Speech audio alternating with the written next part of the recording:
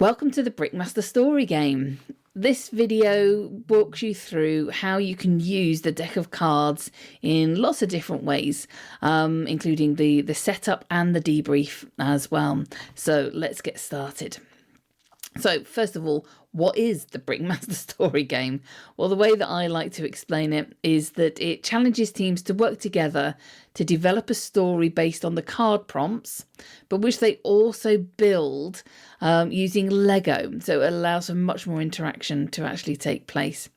So what are you going to get and what we actually need? So of course you're going to get the deck of cards. Deck of cards has the instructions and the prompt cards in it, but there are some other things that you'll need as well to make this work. And one of those things, of course, is you'll need some bricks. Now, I really like this Lego suitcase that you can get hold of. It comes with bricks already in it, but I like to add extra things in too, including some minifigures and the accessories. I also have some base plates that I find work really well for people to create their dioramas on. The other thing that I tend to use is either post-it notes or storyboards. I find storyboard templates work really well for people to be able to work their way through the story, and of course some pens, some nice colourful ones, so that they can actually draw out their story or make some notes as they go. That's pretty much it. That's all you actually need for the activities. The pack itself can be used for up to 3 teams at the same time, but you can use multiple packs for different teams if you want to. So why bother with the bricks at all? Why not just get them to do it on a storyboard? Well, building an answer allows for more interaction and more interpretation. If you imagine that you ask people to create a story based on the prompts, but you only give them the post-it notes or the storyboard, then what tends to happen is that there's only a few people that tend to get involved in it and other people get pushed out to the side. Now, that itself is an interesting activity, but if you allow people to build it using the Lego, you get much more engagement from it while the activity is taking place. And therefore, when you do the debrief, people will be more engaged in that also.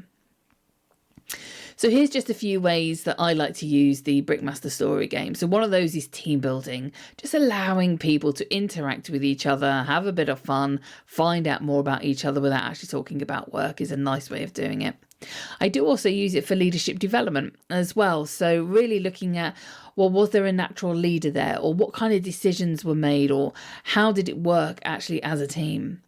Communication skills is a great one to use it for also, because quite often there aren't any that are taking place while they're doing the activity. Nobody's really listening to what the other people are saying. But sometimes they are. So that's a really nice one to be able to debrief. And creative thinking. So allowing people to really think outside the box just based on a few prompts. So this is just a couple of ways that you can actually use it. So what do you actually get in the deck? Well, you will get some instructions. So we've got some instructions about the setup. We've got some instructions about the game, and you will actually get the prompt cards as well. And I'm going to walk you through most of those in this video so you know exactly how it works. So the first thing to do is just to set it up. I have all the cards out at the same time. I have them where everybody can get hold of them.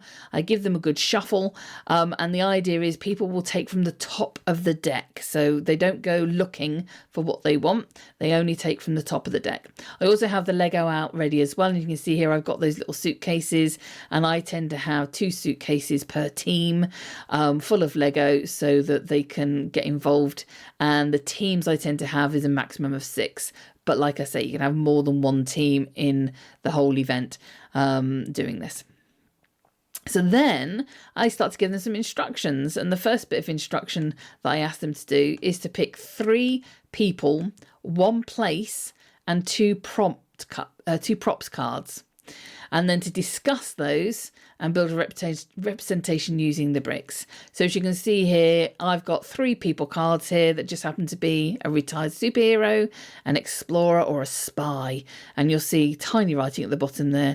It asks, will this be your hero, your villain, or an extra? So they can start making decisions straight away. In terms of a place card, the one that I've picked up here is a dark and foreboding forest. And in terms of props cards, then I've got a key that opens any door and a bicycle. So straight away they get to start building their story, but also taking the Lego bricks and being able to place those together. After about 10 minutes or so of them doing this, I then inform them that they need to develop the story more. So they get to draw a perspective card and a peril card and then add these to their stories. So here the perspective card that I've picked up is a stranger. So that's the perspective that we will tell the story from. And also a peril card here is a storm is brewing. So this is really interesting then, because it changes the dynamic slightly of how they tell their story, so from what perspective, but also it gives them a bit of intrigue as to what might happen within the story. Again, after about 10 or 15 minutes of them doing that, I then tell them that every good story needs a plot twist. So they have to pick up a plot twist card. And in this case, I've picked up one that says pick up another peril card and add this to your story. And the peril card was an unexpected visitor changes things. So now that they've got all of their cards, you can give them plenty of time to come together and have a look at that. Now, there is an extra set of cards in here if you want to play them. You don't have to, but it can be quite interesting to use the wild cards. And in this case, I've picked up one that says one of your models must be made with only 5 bricks. So if you are doing this for creative thinking, then the wild cards might work quite well for that. Or if you want to add in an extra dimension, or sometimes if you see that somebody's not really interacting, ask them to pick up the wild card and they must be the one to actually implement it. So it's story time. Everybody basically then has built part of the story, has worked it out. I give them a bit of time to say, I want you to share in a moment. So how are you going to do that? So they go ahead and they share their story. Now, as with any training activity, part of it is about the activity itself, but it's nearly always about the debrief as well. So here's just a few examples of debrief questions that you could use. So in terms of leadership, I might ask them what leadership qualities emerged and how did this influence the team, or what leadership lessons can be applied in the future. In terms of team building, how well did the team collaborate and achieve its goals? Were individual strengths utilised effectively? In terms of communication skills, what barriers to communications arose and how were these addressed? Or how did active listening affect the team's performance, if indeed they did use active listening? Creative thinking, how did the group approach generating ideas or solving problems? And how did constraints challenge or inspire creativity? Obviously, there are a lot more questions that you can use, but this is just an example of the type of things that I might use in order to debrief. I just wanted to share with you a quote from somebody who already has this deck of cards and have been trying these out. So Patrick is a professor, and this is what he said. So he said, I'm an experienced professor, and I have never seen a group so engaged, which included a group that did some singing of their story. I can see how the Brickmaster story game could be used in a creative workshop, as well as a tool for being used for design thinking. It was very interesting to see how each table organised or not their story development, and I took note of that. Great product, and thank you for creating it. Well, you're very welcome, Patrick. I'm very pleased to hear that it worked well for you.